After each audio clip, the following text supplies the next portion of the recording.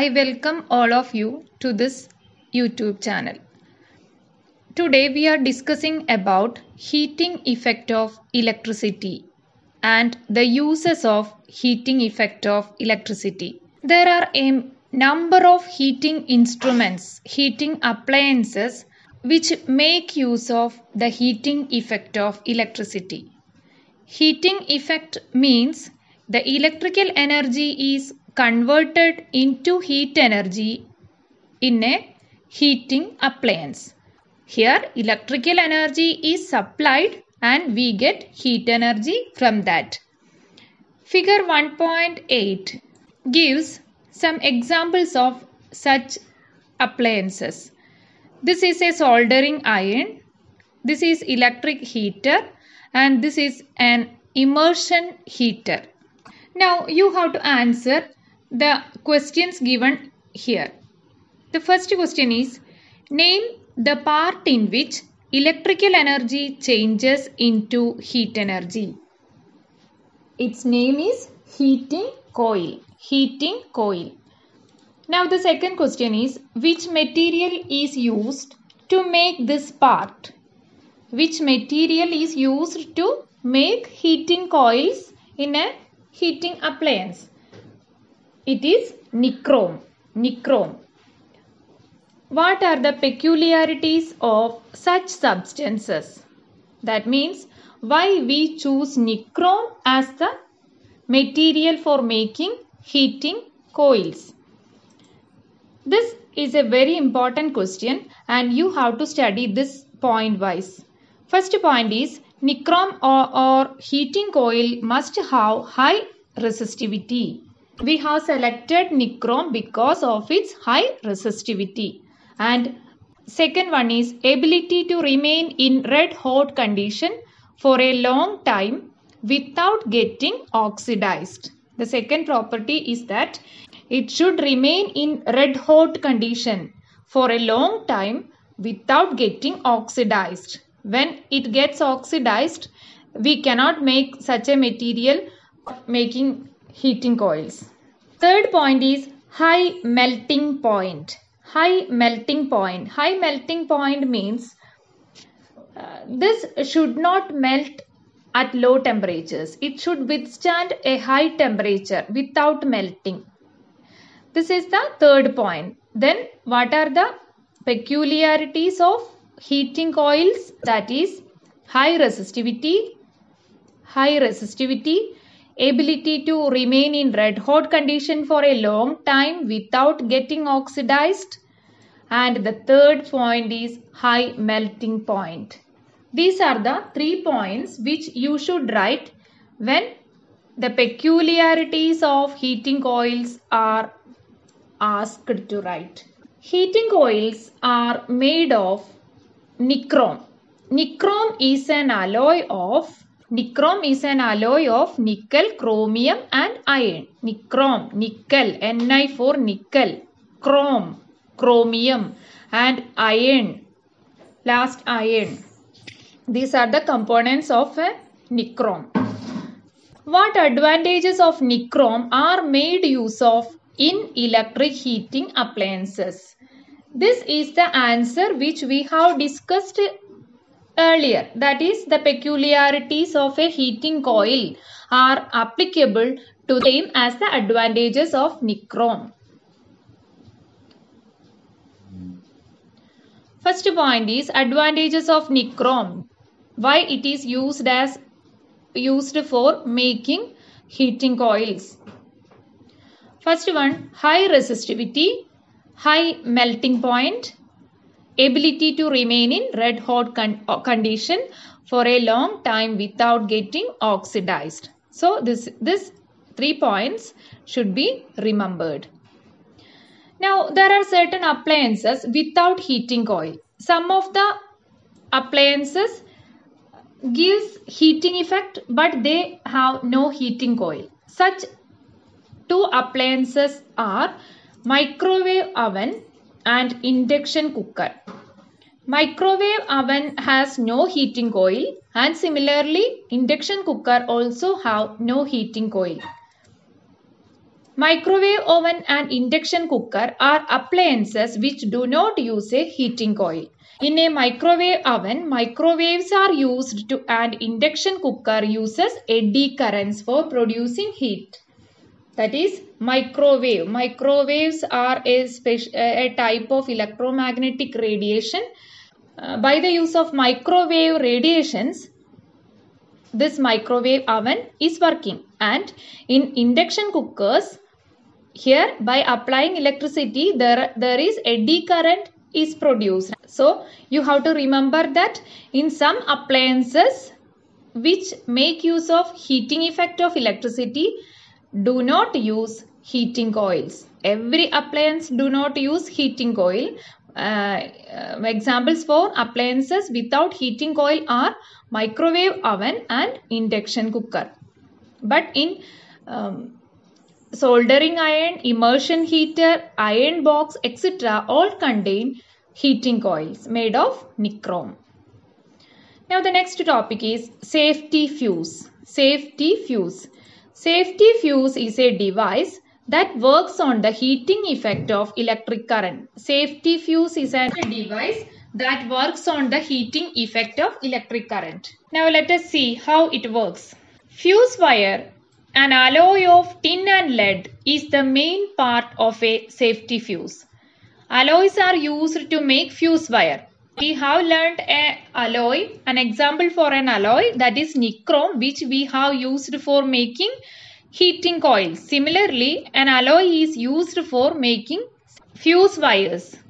The fuse wire has a relatively low melting point. This is the first and foremost important point of a fuse wire. The fuse wire should melt. Therefore, it should have a low melting point. In each circuit, the fuse wire should be used in accordance with the current flowing through it. The fuse wire is used in accordance with, the fuse wire is selected according to the current, how much current is flowing through it. Now there is a question, which are the circumstances that cause high electric current leading to the melting of fuse wire? Which are the circumstances that cause high electric current leading to the melting of fuse wire? When the fuse wire melts. What are the situations when the fuse wire melts? Two circumstances the fuse wire melts. That is, first one is short circuit and second one is overloading. That is, the answer is short circuit and overloading. During the situations of short circuit and overloading, the fuse wire melts. Now, what is short circuit and overloading? If the positive and negative terminals of a battery or the two wires from the mains come into contact without the presence of a resistance in between, they are said to be short circuited. They are said to be short circuited.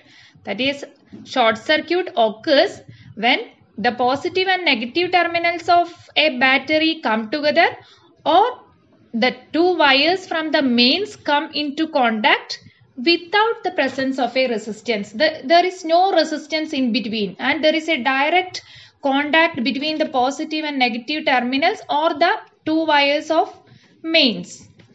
Then we can say that they are short circuited. This is the situation of melting of fuse wire. Now, what is overloading?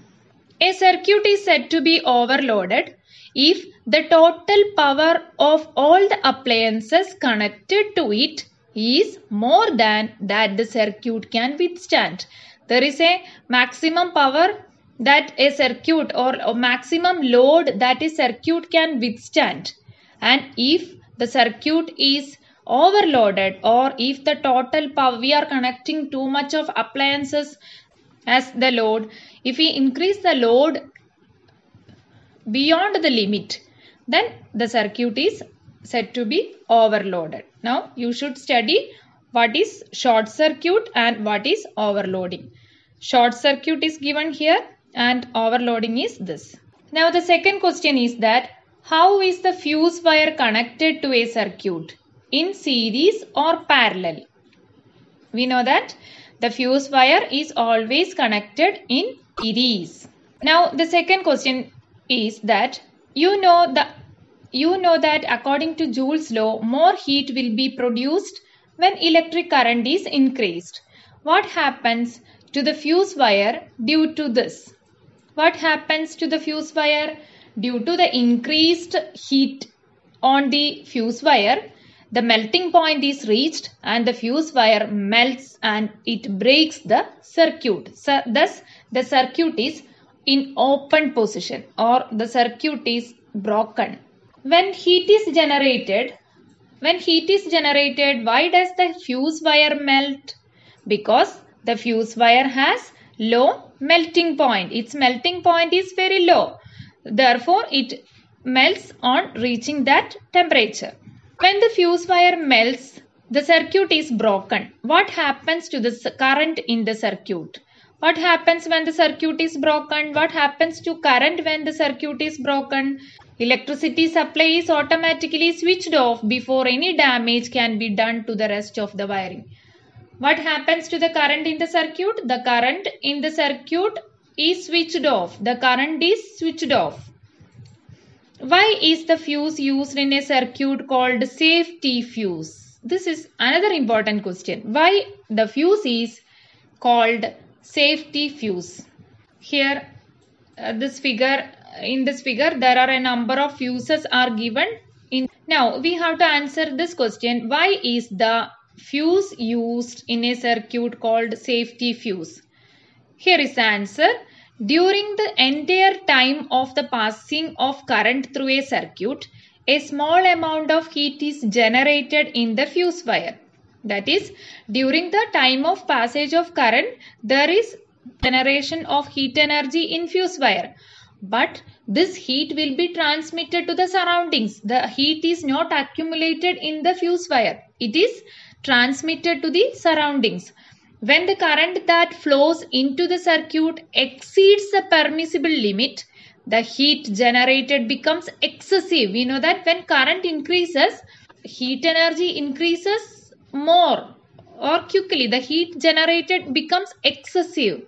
Because if the current I is doubled, we know that the heat energy liberated will be increased 4 times.